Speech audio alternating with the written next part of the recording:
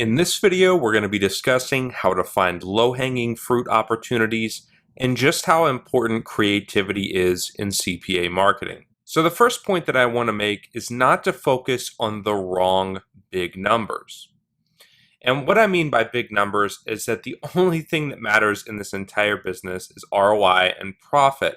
A lot of people have different meanings of the words big numbers. So while most people with big budgets will say that they would rather take higher profits over ROI, it doesn't always work this way for those who are just starting out. And as a beginner, you have to focus 100% on your ROI and nothing else. Remember, your goal is immediate profitability, or at least profitability as soon as possible. And you must also be very smart about it. So before I start to head into examples, I really want to talk about the importance of creativity in everything that you do online, but particularly with CPA marketing, and particularly how this led me to an extraordinary level of success. So when I first discovered brand bidding, and this actually even goes back before brand bidding, when I first got into CPA marketing, I joined Stack That Money Forum, and the challenge that I came across was that there wasn't really a specific way for beginners to get started. There was just kind of this generic way of quote unquote testing different offers. And of course, that works for somebody with $10,000, but that doesn't work for the person with $100 to $200. So this rules out a lot of people if you just stick with these generic ways of thinking and these generic approaches. And that's what led me to discovering brand bidding. So I was in a similar situation to the majority of you watching this, low on starting funds, but wanting to get the big results.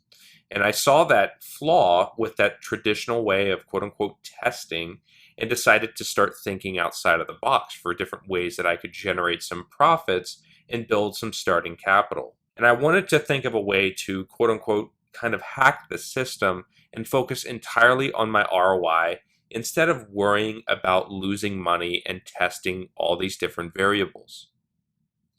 So here's the bottom line on this slide. I highly encourage you to be as creative as possible and think outside of the box for ways around the system.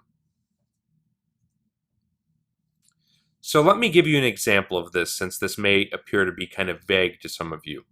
Let's say that I come across a supplement CPA offer with a high payout of $80, but it doesn't have a lot of monthly searches of the brand term. So while this doesn't have high scalability out of the gate, I would be the only affiliate running this campaign, and it would generate roughly $500 profit per month if I was to run it. So if I was to build my strategy and my entire CPA portfolio around that strategy in and of itself, of finding high payout offers that still have search volume but just not a lot, if I find 20 similar campaigns that have been ignored for one reason or the other, that would give me $10,000 profit per month or $120,000 profit per year.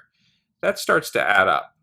So let's talk about another example of this. So in 2016, I started to test quote unquote other affiliate programs and step outside of traditional CPA networks altogether. And I found the same success. So what I mean by other affiliate programs are hosting, WordPress themes, WordPress plugins, services, and really, I mean, all the way down to stuff like Amazon affiliate programs. And an example of this was both ClickMagick and ClickFunnels.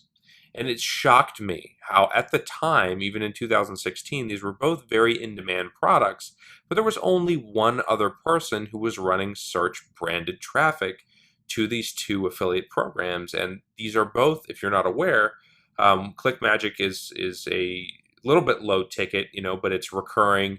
And it does allow you to build up a pretty healthy cash flow. But ClickFunnels is a higher ticket recurring model that allows you to generate up to $200 or $300 recurring off of one customer, and that's huge opportunity there. So I generated tens of thousands of dollars from these two campaigns, and I'm still getting the recurring commissions from 2016 after all of those years.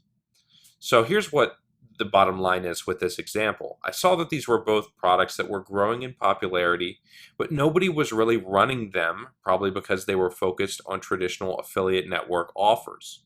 So I decided to apply the same methodology, and it worked. So let's talk about yet again another example of this. So in 2018 and beyond, YouTube marketing and courses are bigger than ever, leaving us affiliates with a million different brand bidding opportunities. There are literally hundreds and hundreds of YouTubers that are selling their own courses, whether it's Shopify or Start Your Own Agency or Tai Lopez or whatever it is. There's hundreds of YouTubers out there who are selling their own course or product that aren't running any search advertising traffic to the courses. And even better, these courses have very specific names, meaning that they're great for brand bidding.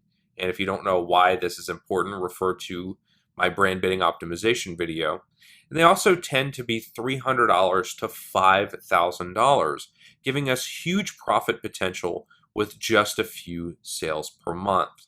And after all these slides, you're probably wondering, and your point is, well, my point is to focus entirely on your ROI as a beginner and to only spend your time looking for these low hanging fruit opportunities that make you feel 95% certain that they will lead you to success. At this point, please proceed to the next video to continue.